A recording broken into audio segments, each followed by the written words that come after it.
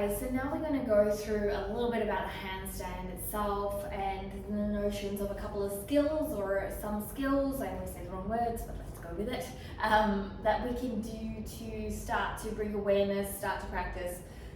There is a handstand foundation course that is part of for you that you can utilize. It has most of these drills in it, but here is some breakdowns of some of the stuff, going through a little bit more addition. So firstly, I'm going to look at a headstand. With a headstand, we're going to look at the balance. So let's think about a handstand as our sit bones leading us, in that we are hanging from strings from the sit bones and the weight goes down from there. So you're like a puppet from your sit bones. When your sit bones are off alignment, the puppet is off alignment. When your sit bones off alignment, your balance is off alignment. So for those people that have seen people balance on their heads without their hands, it's because they know where to put their sit bones. Of course, they know how to control their body too. But it makes your balance much lighter when your sit bones are in play. So the first thing to do is to build awareness from a headstand up. And we are going to have our handstand out. So if you look in the animal kingdom, they usually have their legs out, knees in, elbows in. That's because balance is much better than here. And what happens when we do a natural handstand balance like yoga is our elbows go out and we lose that balance. So the first thing I want you to try is to find a balance on a headstand.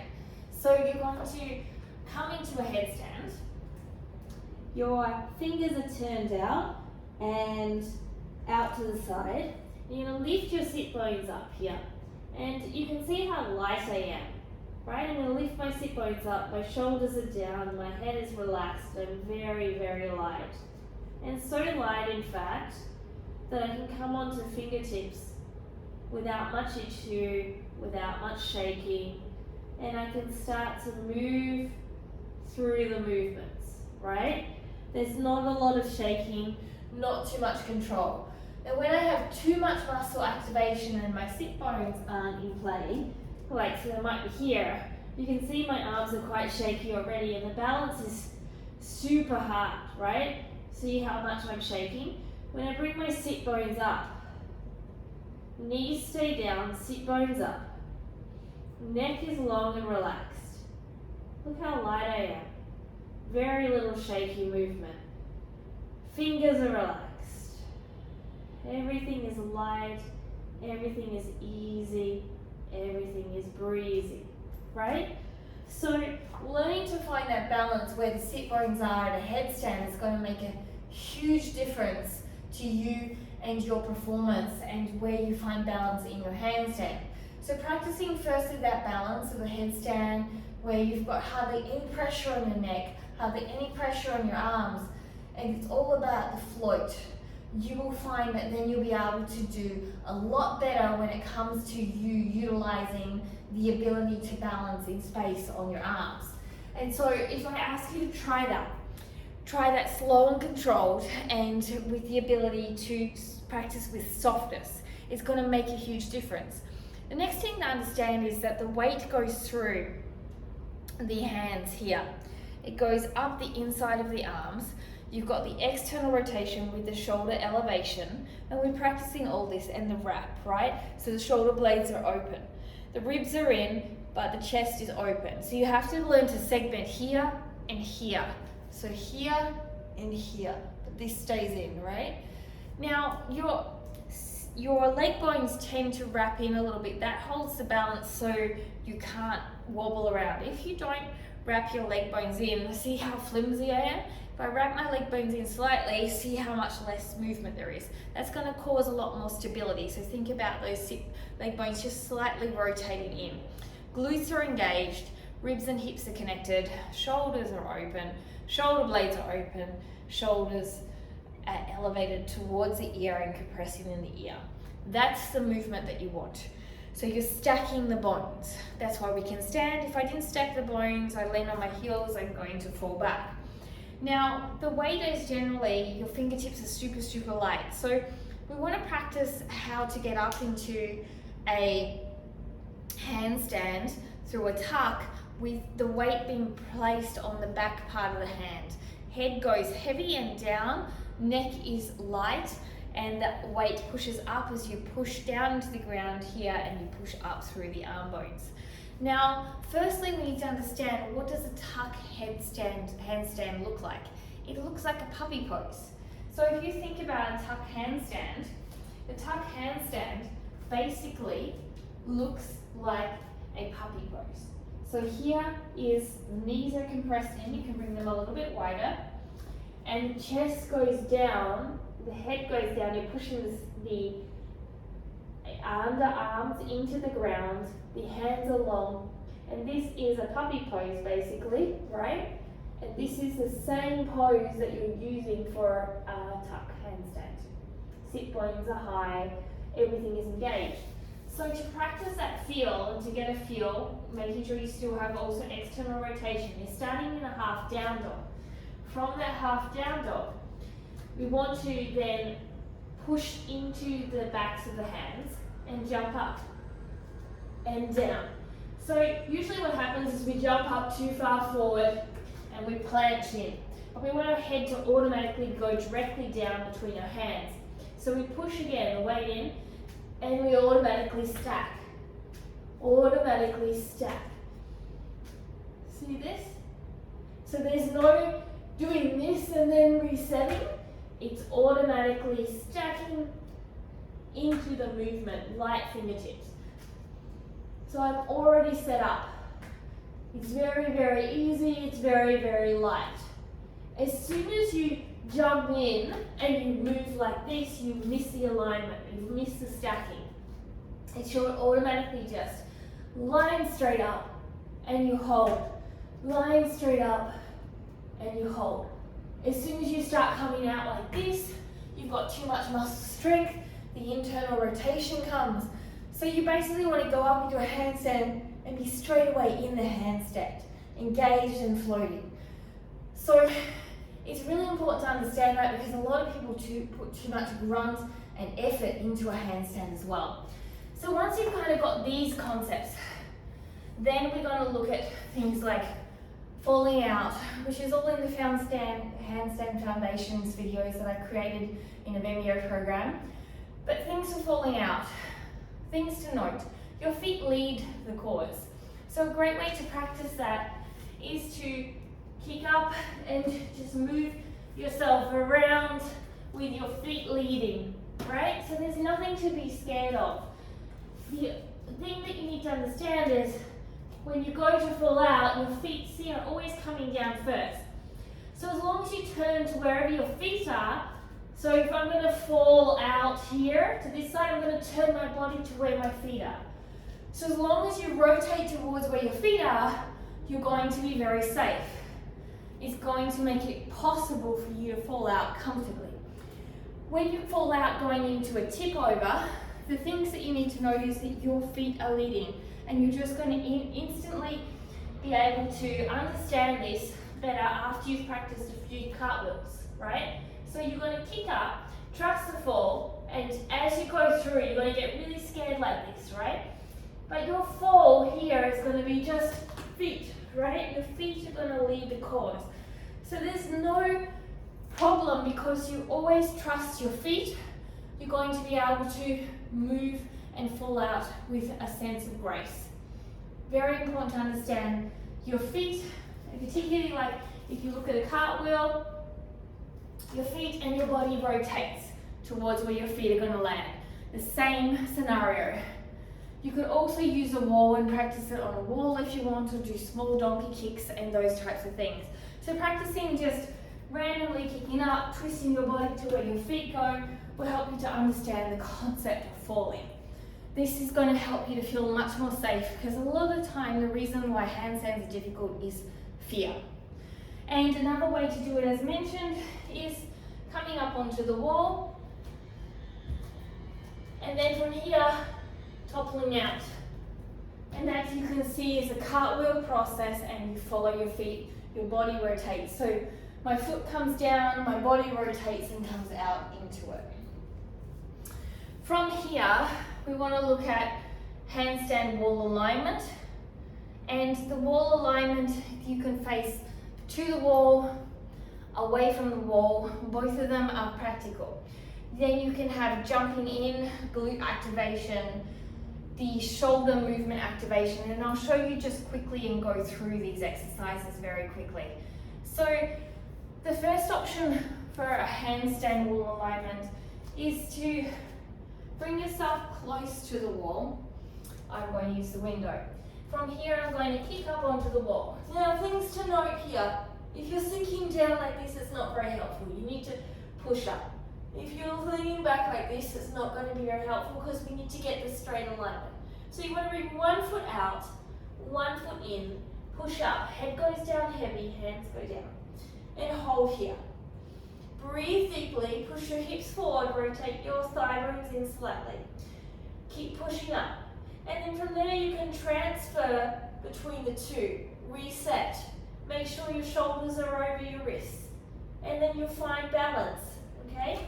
And slowly be able to take that foot that's slightly back, slightly off the wall. The harder variation of finding balance is to face to the wall. So you're here, you come up, and you bring yourself nice and close into the wall here, and you squeeze your glutes and hold here. Again, you can take 1 foot over if you want to and scissor yourself out. You can look in between your hands, you don't have to look up, right? And feeling this movement here. This is going to be a great wall alignment. The reason I scissor my legs is because often what happens when you have your feet together, you end up in this slight piked position. This way, if you scissor the legs, you have a nice, strong, straight position and not too much of a pike. You may have a tiny bit, but not too much. It also allows you to scissor your legs between the two and start to feel the conversation of balance, all the while having the safety mechanism of 1 foot ready and prepared on the wall or about to touch the wall. So from there, we want to make sure that our glutes are always active. So the best way I find to actively work the glutes is a glute activation exercise. You're going to come up so that you're going to be in this position. Knees need to be together, so not out like this, not forward like this. Knees need to be together. Your glutes need to be pushing forward, and all the rest of the information that we always have is there. And you're going to touch with the tip toe of your foot. So from here, you're going to push up into the handstand, push up away from the wall, and knee and feet in alignment. See this? And you're going to push now your hip forward. There's the push. From here, you're going to hold, and you're going to transfer your head up and down. What happens when you transfer your head up is you often sink back. We don't want to do that. We want to work at understanding our head and our body in alignment with up and down movements. This is the first understanding of how your body moves when your head moves. And then you can swap over, knees together, hips forward, and move through this movement again, keeping your hips and your glutes controlled. And you will feel your inner thighs and glutes work immensely in this one. And you also feel how when you put your head up and change your head to look through to your feet, how your hips want to move as well. So this is bringing awareness to understanding that where your head goes, often your body follows or changes. And sometimes we don't pick those things up. So this is going to help you to build a mind-muscle connection to hold your body still no matter where your head goes. After that, those are the main drills that I like to do. You can also work on 2 other drills, a planche and non-planche shoulder movement, kind of flossing, to understand that the planche is much harder, strengthen your shoulders, but also to be more aware of the posture. So when you do a planche type movement where your head comes forward, your chest comes forward like a planche, much heavier movement. When you're here like this, stacking your bones, much lighter movement. So we're going to do that drill, and we're also going to do a tuck drill with our head up and elevated shoulders to build endurance and understanding of head movement again. So firstly, the planche drill. The planche drill is you come up onto the wall, you're going to find a tuck here. You're going to squeeze your knees in and keep them really tight into your chest. And from here, you're going to slide your feet down, keep your arms straight, and push back up. Keep your knees tight. Slide your feet down all the way and come back up. So when you come down here, you're going to feel how hard it is to keep your arms straight, your core strong, your shoulders working, and pushing back up. You're going to really feel that. You're going to straighten your shoulders, build awareness from transitioning to planche and to straight arm. This is fantastic for anyone that has big shoulders. Another great drill for doing that would be an extended plank, holding this if this is too strong, the one on the wall, and also putting your feet on a fit ball, a big one, round ball or a Swiss ball, and rolling out to straight arms and then rolling back to plank. Those two are very good conditioning exercises as well. Now the other one that I found very, very useful is to do a tuck drill facing the wall.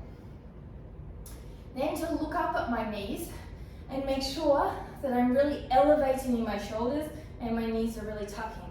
This one helps me immensely to build a solid shoulder line so that when my head moves in space, when I'm practicing to learn one-arm handstands, my body doesn't rotate and it knows the home position, where my shoulders are elevated, where my shoulders are in alignment, where my core is strong, where everything is working in unison.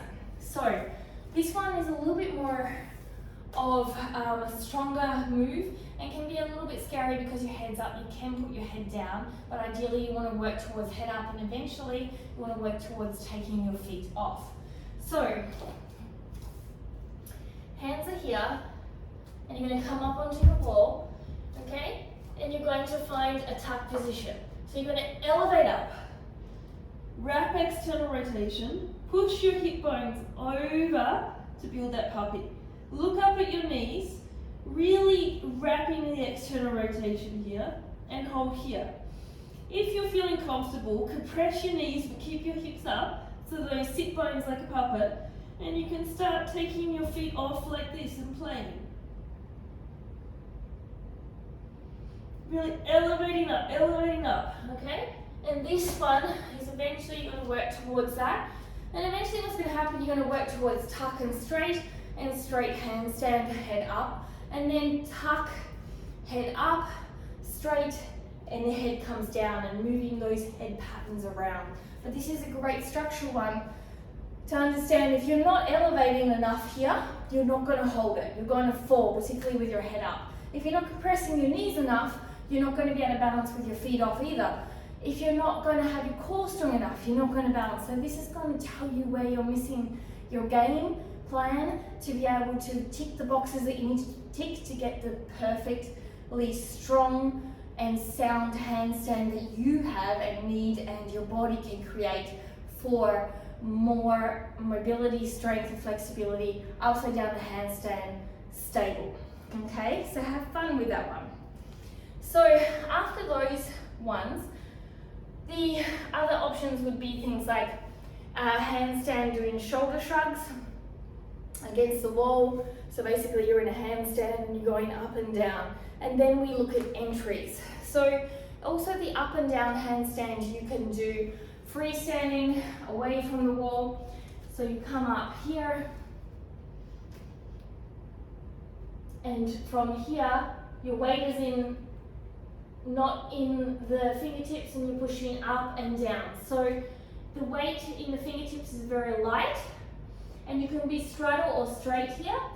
So if you want to, from this movement, you can kick up and you can go into your straight handstand, or you can come into your straddle and you're pushing up and down, up and down. See this movement. So you can also do that straight or on the wall. This is really good for developing the shoulders. You can also do it in a plank as well as you go through it all. And then finally, you have your entries. So you have your tuck, you have your straddle, you have your walk entry, you have your pike entry, you have your kick up, and your transitions. So all of those are things to play with afterwards, after you have the foundations of the handstand. And the best thing to do to ever be able to create any of the movements that are going forward is to have all of these foundations in check. So when you come into a kick up, you kick up and you automatically kick up. So you don't have that kick up, pause and up.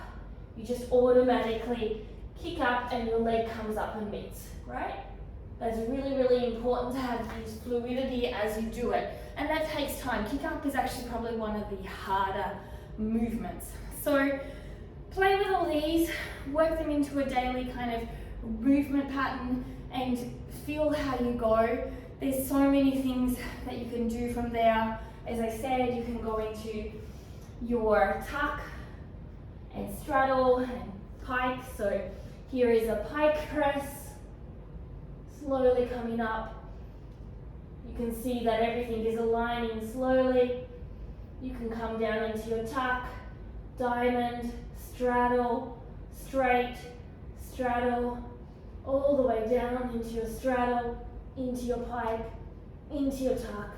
But only all of this can be done if you have practiced the foundation work over and over again. And that becomes, like these movements, not an effort, but more grace and more about alignment and structure as opposed to the push, push, push, push.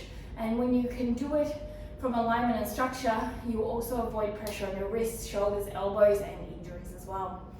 So I hope that helps. Have fun with it. Let me know if you have any questions. See you soon. Namaste.